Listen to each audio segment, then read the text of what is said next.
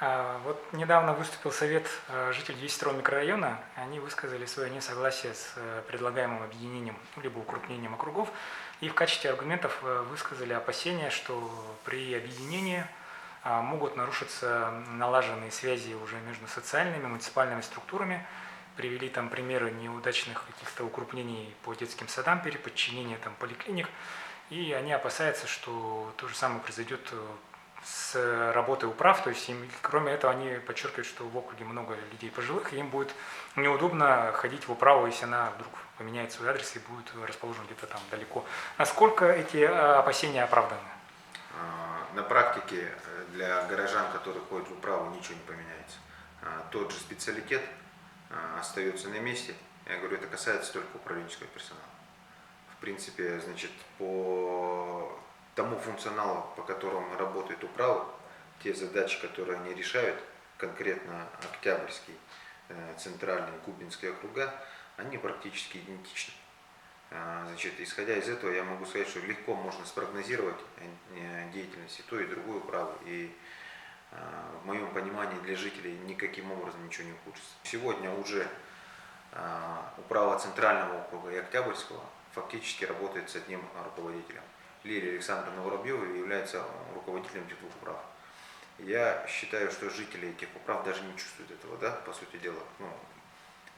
Работа также идет, ничто не остановилось от объединения, специалисты нигде не сокращаются, они остаются на том же уровне. Коснется сокращения исключительно АУП.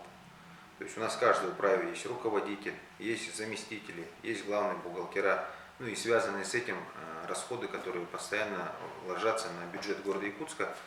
Соответственно, я считаю, что эти деньги можно направить на другие цели, благоустройство города. Мы знаем, куда направить деньги: во дворы, в конкретные детские площадки, в конкретные проезды. Давайте лучше этим заниматься, деньги на это тратить. Вот какие доводы вы приводите о том, что вот такое вот объединение может какой-то нанести вред и неудобство? Но мы собирались с общественником нашего микрорайона, активистами, и пришли к выводу, что самое главное, у нас нарушается схема взаимоотношений с управой, с округом, с населением. У нас общественные движения очень сильные, у нас ветеранский совет, совет женщин, совет старост. И вот мы на протяжении 20 лет ходим в свою управу, обсуждаем все наши вопросы, решаем все наши вопросы. Пока это устаканится, все это на место, народ не поймет. Они по налаженной схеме ходят в округа свои. Каждый житель в свой округ ходит, знает, кому по какому вопросу обращаться. Кто есть кто. У нас только 2 квартала, 202 и 203, как прямо один улус. И вот это у нас горький опыт есть с поликлиникой, когда нашу поликлинику, находящуюся вот 4-ю поликлинику рядом, да, оптимизировали. Нас перевели как взрослую на Кальвица, детей перевели сюда. Это, знаете, как до сих пор это аукается. И вот такое многотысячное население вынуждено ездить туда, загружать опять-таки транспортную схему. Это надо такси заказывать, это своих надо обременять, чтобы подвезли.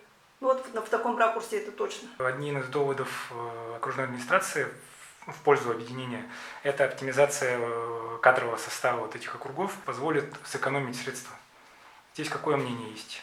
Оптимизированные вот эти сокращенные штаты, эти люди куда уходят? Ранее не слышала, что вот сокращенные товарищи были просто где-то, пополняли ряды бомжей или бомжей. Этого не будет, конечно. У нас и так безработица, с одной стороны. С другой стороны, я не думаю, что вот такие ценные кадры, в принципе, которые уже работали, они за бортом не останутся. Значит, будет создаваться какая-то побочная вторичная структура, типа каких-либо департаментов. Тогда в чем суть сокращения штатов? В чем экономика тогда? Поскольку все-таки общественный запрос есть, будут ли проводиться какие-то встречи, консультации, может быть, какие-то альтернативные предложения, может быть, что-то вы готовы принять? Безусловно.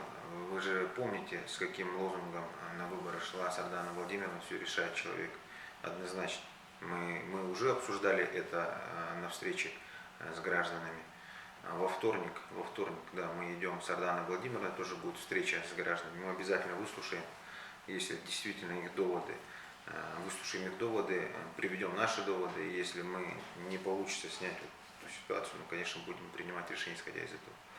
Здесь открытость и диалог с гражданами – это главный приоритет.